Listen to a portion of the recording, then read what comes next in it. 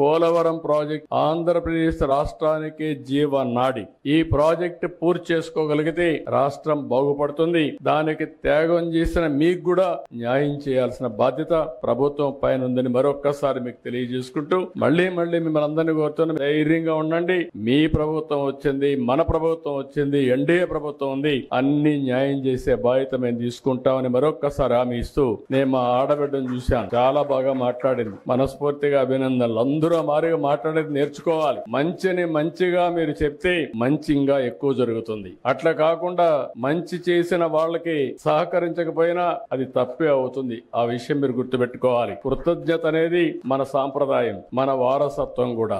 ఈ రోజు మీరు చూస్తే ఏ ప్రభుత్వం కూడా 5 ఏళ్లు పరిపాలించిన ప్రభుత్వం ఒక పైసా ఇవ్వకపోతే వచ్చిన 9 నెలల్లో ప్రాజెక్టు కట్టడమే కాదు, పునరావాసం చేయాలి, బాధితులను ఆదుకోవాలని 828.25 కోట్లు ఎక్కడ ఒక్క పైసా అవినీతి లేకుండా, దళారీ వ్యవస్థ లేకుండా మీ అకౌంట్ లో డబ్బులు వేసిన ప్రభుత్వం ఈ ప్రభుత్వం అని చెప్పి నేను మీకు తెలియజేస్తున్నా. ఇది ఎల్లప్పుడూ కూడా మీరు గుర్తుపెట్టుకోవాల్సిన అవసరం ఉంది. ఇప్పుడు దళారులు లేరు, మధ్యవర్తులు లేరు, దొంగలు లేరు, మోసాలు చేసేవాళ్ళు లేరు, మాయ మాటలు చెప్పే వాళ్ళు అసలే లేరు. చేసే పని చెప్తాం, చెప్పడమే కాకుండా చేసి చూపిస్తామని మరొక్కసారి మీ అందరికి హామీ ఇస్తూ, ఆ రోజు మొదటి దశలో భాగంగా 49 పునరావాస కేంద్రాలు 2025కు పూర్తి అవుతాయి. ఇంకో పక్క ఆ రోజు కట్టినటువంటి ఇండ్లు కూడా మధ్యలో ఆపేస్తే దానికి కూడా రేట్లు పెరిగిపోయి అదనంగా భారం పడే పరిస్థితికి వచ్చింది. ఏదేమైనా 49 గ్రామాలు ఉన్నాయి, 17,717 పీడిఎఫ్లు ఉన్నాయి. ఇవన్నీ కూడా ఎంత తొందరగా వీలైతే అంత తొందరగా చేయడానికి ముందుకు పోతాం.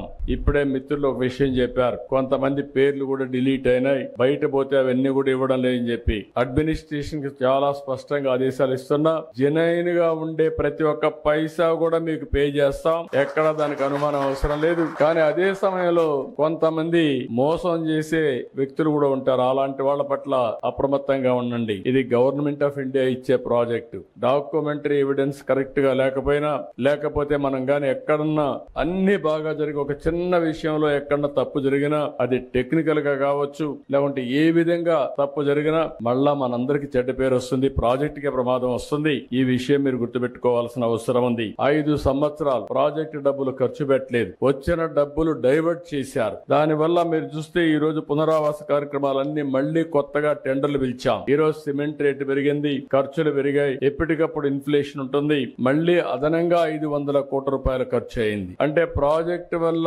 సకాలంలో పూర్తి అయి ఉంటే మీరు కూడా జీవితాల్లో సెటిల్ అయ్యేవారు. ఈ నీళ్లు గానుంటే వ్యవసాయం బాగా జరిగేది, అదనపు ఆయకట్టు వచ్చేది, ఆదాయం పెరిగేది. ఇంకొక పక్కన హైడల్ ప్రాజెక్ట్ మీరు చూస్తే పవర్ జనరేషన్ కోసం పెట్టింది, బాగా లేట్ అయింది కాబట్టి దగ్గర 2,500 కోట్ల రూపాయలు ప్రభుత్వానికి వచ్చే ఆదాయం పోయింది. ఇంకొక పక్క అదనపు భారం పడే పరిస్థితికి వచ్చింది. ఇలాంటి చాలా సమస్యలు వచ్చాయి. ఏదేమైనా ఒకటే హామీ ఇస్తున్నా, 2027కి పునరావాసం పూర్తి చేయాలని ఒక సంకల్పంతో ముందుకు పోతున్నాం. కానీ వీలైతే ప్రాజెక్ట్ నీళ్లు వదిలిపెట్టే ముందే మీ అందరికీ పునరావాసం ఇచ్చి తర్వాత ప్రాజెక్ట్ నీళ్లు వదిలిపెడతామని చెప్పి కూడా నేను మీకు తెలియజేస్తున్నా.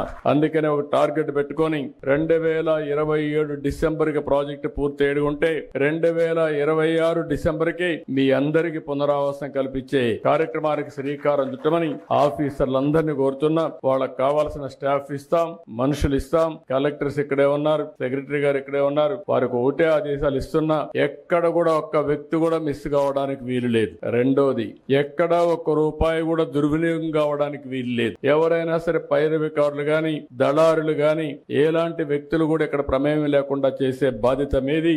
ఇంకొక విషయం కూడా మీరు గుర్తుపెట్టుకోవాల్సింది, వీళ్ళందరికీ పునరావాసం కల్పించిన తర్వాత కూడా మనకు బాధ్యత ఉంది. వీళ్ళొక